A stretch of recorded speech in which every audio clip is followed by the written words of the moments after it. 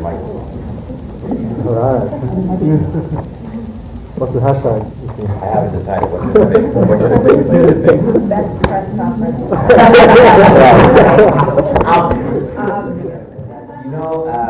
I still wanted to be in this one. This is the problem with being Indian, is that everybody's, like, it's hard to be like one of the family members. Everybody's white usually, so it's like, and I was actually thinking about playing her boyfriend, Catherine Hahn's boyfriend. But in the original script, he comes back in the last scene, and I didn't want like everybody getting thrown off, so I didn't put myself into it. But that's a great idea. We make a pretty strong distinction if you want. Yeah. Well, we do a lot of found footage movies, and I really feel like this is very different. It's a mock documentary, and I almost feel like they're opposite, because found footage is really purposely sloppy, and it's not the person documenting found footage has nothing to do with wanting to be a filmmaker, and they're amateurs, and they're catching things by accident. And the lead of this movie is the opposite. She loves cinema, and she's making a documentary to kind of bring her family together. So I feel like one of my favorite things about the movie actually is that the shots are very composed, and it's not a shaky camera, and it's actually very far away from found footage. But mock documentary for sure, and shot by someone who loves cinema and is concerned with how it looks. And I think that did provide a new way for you to shoot, right? I storyboard every shot of my thrillers in general, like I draw them out and view them. And so the difference in this one is I had to put it in the screenplay. So it's in the screenplay where the shots are, because it's he picks up the camera, they leave it on the shelf. She's carrying it in as they enter the door, like that's in the screenplay. So I really kind of, as I was writing it, I was kind of storyboarding it. And then the really wonderful part about making smaller movies sometimes is the limitations create opportunities. I know this is going to come with kind of sky stuff, but like we can't leave locations much when you're making a smaller budgeted movie. And so I found this farmhouse, and I shot it in Pennsylvania near where I live, and there was a farm that was going on foreclosure from a bank, and I said, "Can I have this? Can I rent this for me for 6 months before you put it fire sale?" And then I gave a whole spiel of like, "Once I make a movie there, you can sell it for more," and all of that stuff. And so they said, okay, you can have it for 6 months. So we had this incredible situation where I had the actual house where we were shooting through pre-production. So I would go with the actors, and we would rehearse in the rooms, on the stairs, in the kitchen, and I'd say, "Yeah, you come around there," and then I would be there with the cinematographer, or I'd sit there. There was a lot of times where I went to the house. It was really creepy, actually. I would go to the house by myself and just sit there and just think of the shots. And it's different. It was different because I could really, really plan it out and think it through. This is where we want to tilt here. This is set off camera. All of those things that I would take, copious notes on all of it. So it's how I like to make movies. But the challenge was to make it look like it was spontaneous. There was no ad-libbing dialogue-wise, but because it's that's another bit, like on a found footage, we don't, on paranormal activity movies, there's no script, there's just an outline, and then it's all improvised. And so this is really much more, it's a totally different way to approach this kind of filmmaking. Yeah, I mean, I don't mind anybody suggesting, it has to earn its way in, but generally speaking, I have so much demands on them that they're not thinking about being writers at all. They're just like, we're doing like, hey, that's not where the character comes from. We give a million suggestions, and they're trying to have it. And usually if they add handles, it's like, this or something, and I'm like, get rid of those handles, that's just crutches, get rid of that. Go right to the sailing, go right to the line, this is why he or she said, that kind of thing.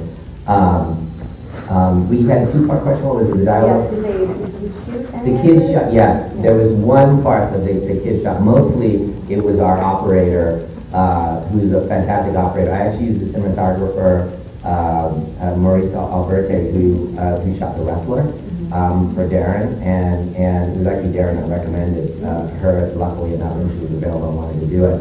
And the kind of intimacy of the camera work was from her and the operator, of how to portray, when you're holding handheld, how not to feel like handheld. Don't make it feel like handheld. This is someone who's trying to make it beautiful, so they're taking care to kind of turn and hold all of those things, and then the door, like that, the door, that wasn't intended, that kind of thing. So where the intention and where the unintention, all that stuff But we had one day which was a problem with the underground with grandma crawl.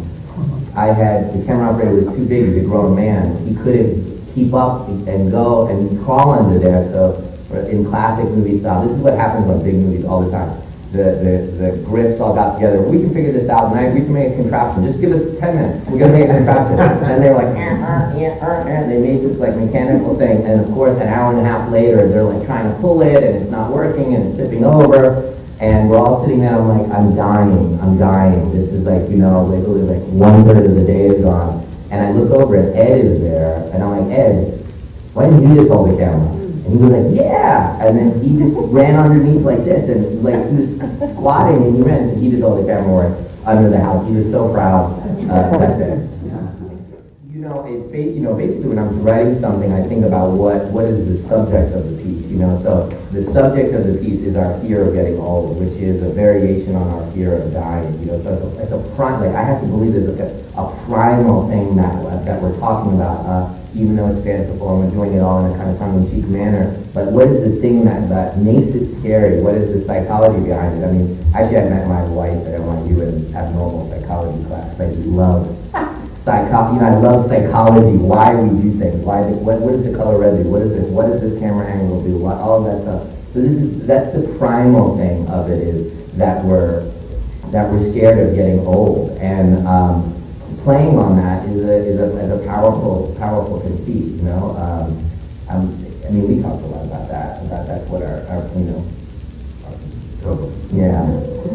So did you look forward to visiting? My grandparents that passed away now, but my grandparents were, classic Indian grandparents. So like my grandmother would put like so much powder in her face, it was like a kabuki, and she'd come down and sang, and I was like 8 years old, 9 years old, and my grandfather apparently had no teeth, because he would take out his teeth and then put them in the glass, and he would try to scare me with it. He was very mischievous too. And he would scare, and then I started to try to scare them when I was a little older, and now I forgot about that.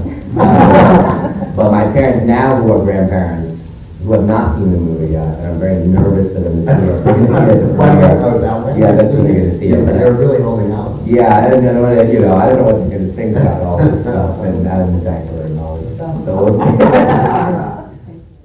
yeah, I mean, someone asked me this morning with an interview, and they said, how do you describe what you films that you do, whatever? And I was like, we talked about this. Taking these genre movies and treating them as if they're A dramas. Right. Get the cinematographers, get the actors that were doing an A drama, but it just happens to be about aliens and ghosts or crazy people, whatever it is. Yeah, killers, that kind of thing. And my directing style is long takes. Right? I don't like, and especially in this one, I long takes. The longer take I can do, the more I can think of not doing it in cuts, the better. That requires that my coverage, you know what coverage is? Coverage is, So traditionally it would be like close-up of Jason, medium of Jason, wide of the two of us. You cover yourself and then you figure it out in the editing room. I don't really think like that. I don't shoot like that. I choose whose scene it is. It's Jason's scene. He's wondering, why the hell did I ever do this movie with this? He's thinking that, or we had a big argument beforehand, and he's covering it up, he's seething from what I just said, and he's angry, and, so what he thinks about you laughing at me is hurting him, or just like that, and he just wants to punch me, right? If that's his point of view, I'm going to accentuate that. So if you're laughing and pushing in on him, and it's getting lower, and, it's all about him. I'm committing to him as his point of view in this scene with all of us, rather than coverage.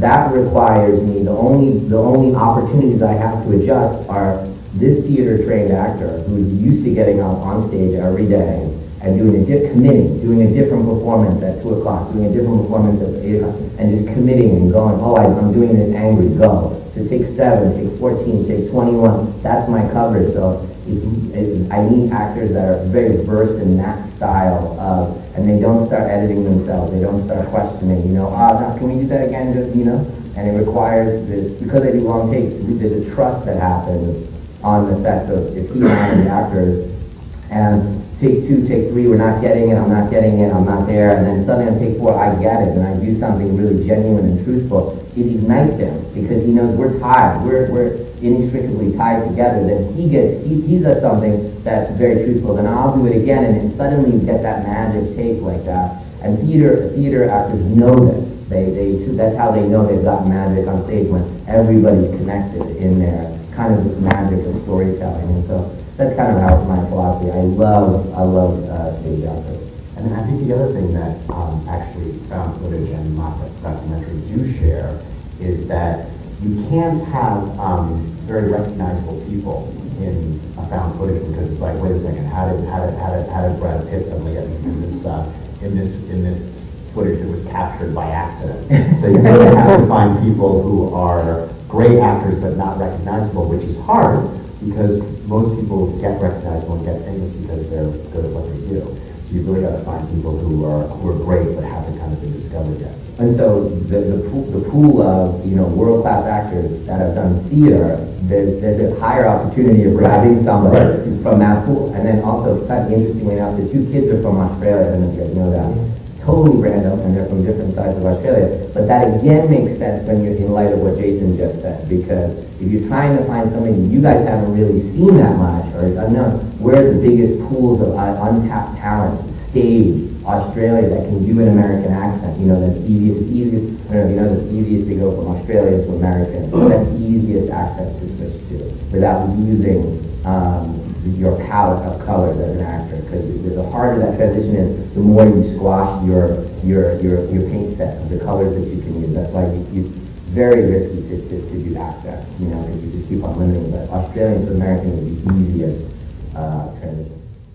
Really, I mean, partly I can't take really too much credit for what they did, because, just being very, very lucky is part of it. And it sounds weird, but this making movies is an act of faith. And when I write these characters, I just pray that these individuals exist in the world. I'm not looking for a 12-year-old Daniel Day-Lewis who transforms in one role to the next. That's not what I'm looking for. I'm looking for these kids to exist somewhere. That that's who they are in real life, and they're going to do a variation on that for me. And then I need them to be super intelligent. These are like my criteria. I need them to be really smart, because we're going to talk like actors. The director and actor, we're going to get very deep about complexities, and I'm going to call you on it every time you do something that doesn't defend your character. I use that term a lot. I go, you're not defending your character because you sounded like an ass right now. Is that what you wanted to say about him or her right there? And then their eyes like that. I go, I could do, we could try it again, but your choice was one that you weren't respecting him or her. That kind of thing. So you're really talking on a certain level. The other thing is I really require the families to be healthy, positive families. Because I think literally, they're my co-directors with the kids. I literally just have them sit there. They don't say a word, and then I pound the kids about everything that I'm doing, the aesthetics, who the characters are, the process they need to have, and just so they hear it, because I know they're going to go in the car and go, Mr. Shyamalan said you need to do this, you better listen to him, that kind of thing. And then if there is a problem where I have to sometimes there's a moment where I don't have the vocabulary to speak to the kid. I can't, for me, the director is I'm taking tough teeth, directing Jason and the team. I say, Jason, the character is this, he's the producer, does this, blah, blah, and he's not getting it. And I'll keep on doing my analysis as I'm looking at his eyes until I see click, and then I'll go roll camera. I'm looking for the vocabulary to speak to him. And sometimes for children, I just can't get there, and I need someone who's a master of their vocabulary to do it. So I will call the parent, and this way, even on the visit, I can tell you, it's out of school telling that to tell. So there was that intense moment with the boy in the kitchen where he gets releases. It's comedic, it's scary, it's emotional, all of those things. And I couldn't get there to him, so I called the mom, and the mom was an actress, and I said, this is what I feel like his humor comes from a guardedness, which is what humor comes from. Humor is actually based on people that, it's coming from a dark place, actually, and we make fun of things, and he uses it a lot to keep a little bit of a shield between himself and everybody else. I'm talking about you as a person. And to get to the vulnerable, I go, you just let go of all that in the scene. So we reshot that scene, that end scene again, but with the mom literally standing right there, and I'm like, I'm going to talk to you, and you're going to talk to him. And everybody else is going to be really quiet. And I'm going to say what the character needs, and you're going to say it in Ed vernacular to him. And I could see it going like this to her eyes. She went click, like Jason's eyes went click, and then she would say to the kid in his mom to the kid language, and then his eyes would light up, and I go, roll, roll. and then you get this, but that's like emergency, like pull the parachute kind of movie. That happens, like, once the movie, you can't pull that too much because eventually they'll be getting into the mom-kid relationship.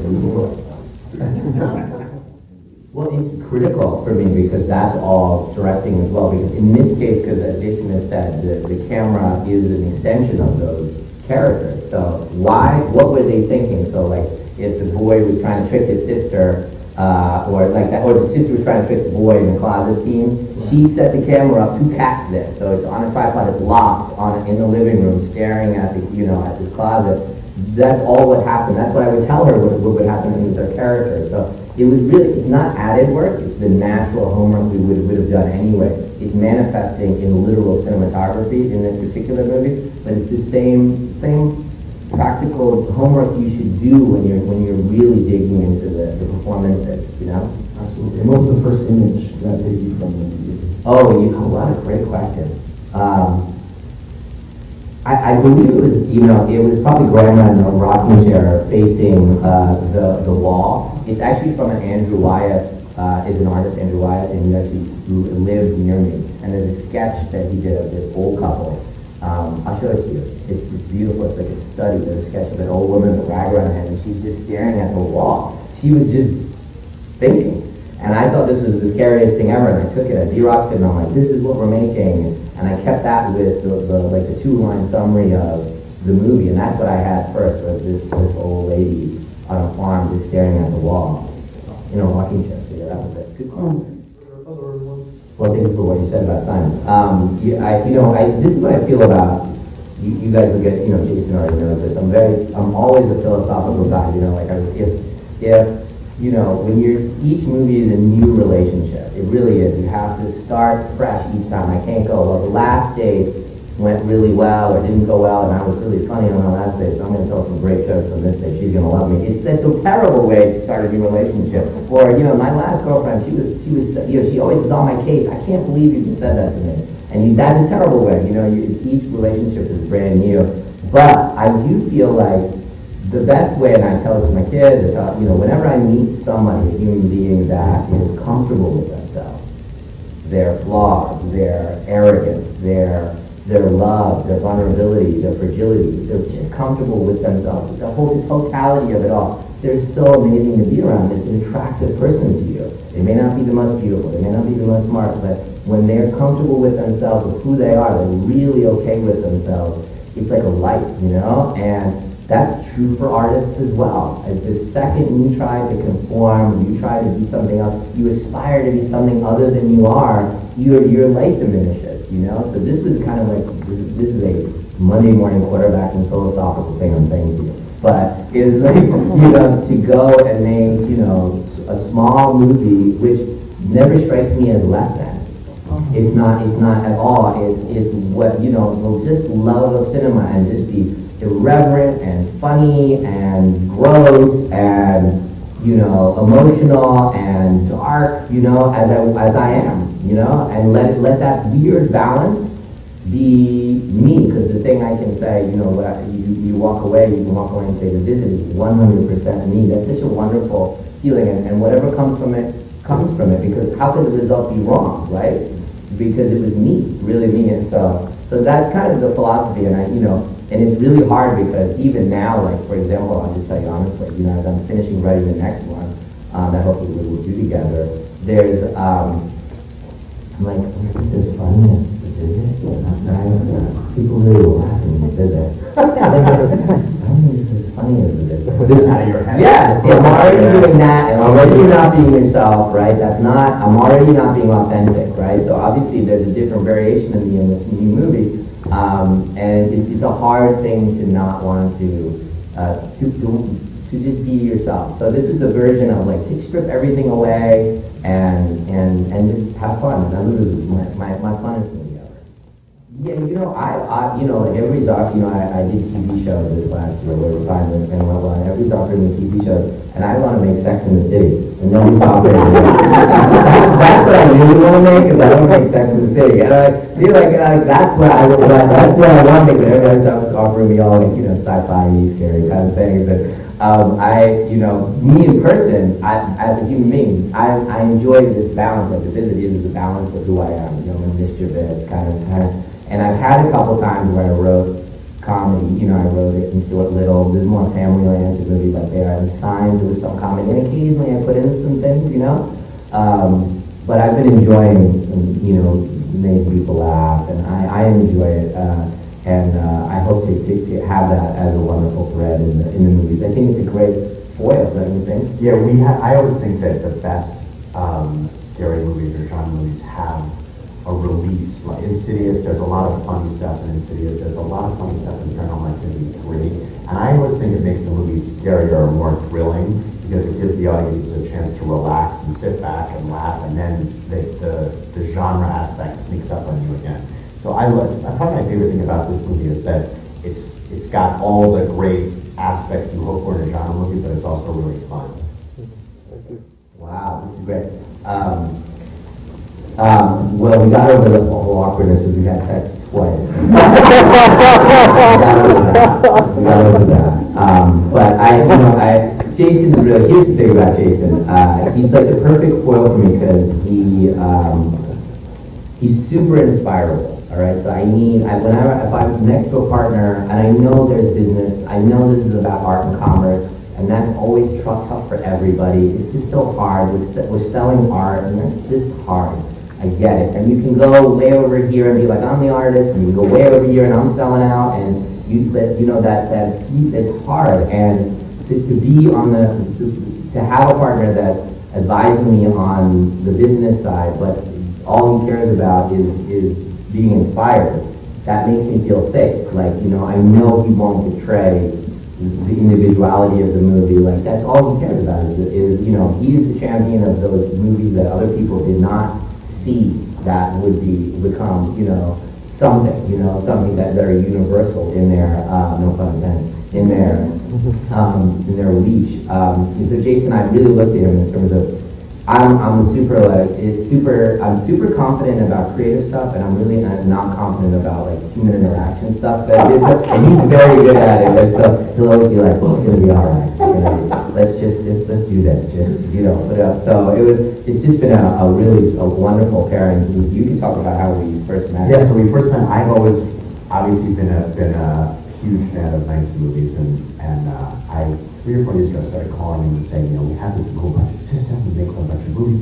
He's always really polite and listen, but always kind of played his cards very close to me. Wait, I'm going to pause there because this is to tell you how insecure I am. So he comes to my house. Yeah, I not only did I actually went to Philadelphia. Flew to Philly, sat down at my table, and was telling me about all the merits of making a small movie, not taking any money. I went, okay, we don't take any money. I got that part.